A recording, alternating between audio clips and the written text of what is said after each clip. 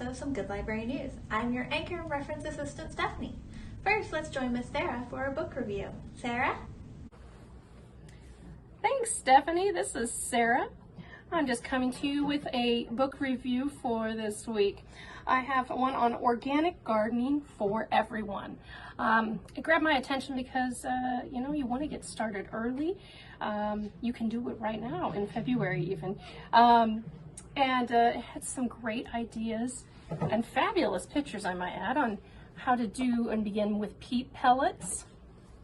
With your, let's see, what was that little, well, I can't quite tell what plant it is. I apologize. Now I'm telling you all the back things that I don't know here, which is why I need to read the book further, obviously. It also has a DIY light shop station that they show you the how-to if you want to do a light station in your home. And some valuable tips about container gardening, which I am a huge fan, or raised beds if you have that capability as well. So very excellent. It gives you great ideas, and feel free to come and check it out. Stop by with an appointment or curbside library. We'd love to get this book into your hands. Thanks a lot. Back to you, Stephanie.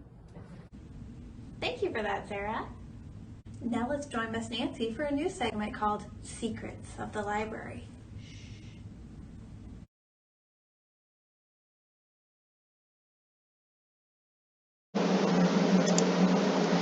This week on Secrets of the Library, you probably know that your library offers some terrific research resources, but did you know that your physical or digital library card gives you access to some powerful research tools right from your home? Here's how you can get started. From the library's main page at burlington.lib.ia.us, click on My Account, and then click on Login. When you click up here at the very top on Login, you'll get a little box that asks you to enter the number from the back of your library card, the long number, and then your 4-digit PIN, which is usually the last 4 of your phone number. Once you log in, you'll see this page, and on the left-hand side, this column of online resources. This week, we're going to talk about one of my favorites, newspaper archives. It's a terrific research tool to have access to for free through your library's website. And you can do all of this from home. Usually I skip this first search box and go down here and click on Iowa. And I should mention that newspaper archives through the library's website will only return results for Iowa. So there's no point in trying to click on California or Minnesota. Click on the state of Iowa, and then you'll get this page where you can go to Advanced Search. The Advanced Search gives you a lot more options for narrowing your search. Let's say I'd like to find out about Crapo Park. And let's say I don't really know when Crapo Park was established. So I'm going to go way back, almost to the beginning of Burlington's history, to 1850. And then I'll go to, say, 1900. And here I'm going to narrow this, even though I probably don't really need to, because these two are a given when you're using newspaper archives through the library's website. But if you don't select a city, you're going to see results from newspapers all over Iowa. And I'm only interested today in newspapers that were published in Burlington in those years. And then click Search. And here you can order your results.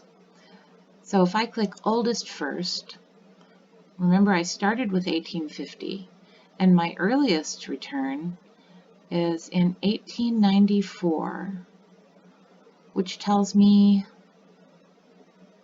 that I might have made a mistake, because I feel like oh, here we go, 1892.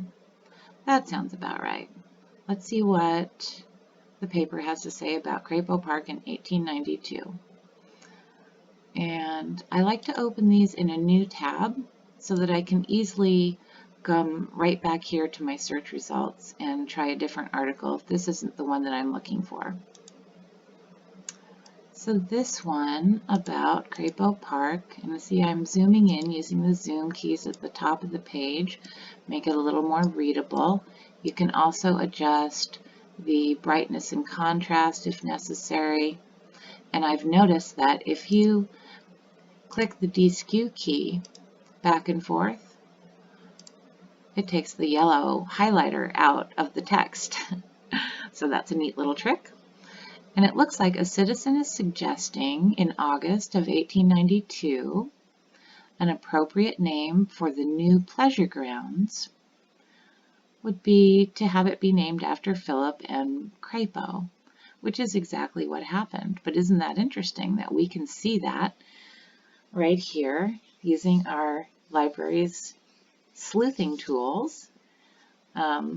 We can read about the beginning of Crapo Park and what people had to say about that.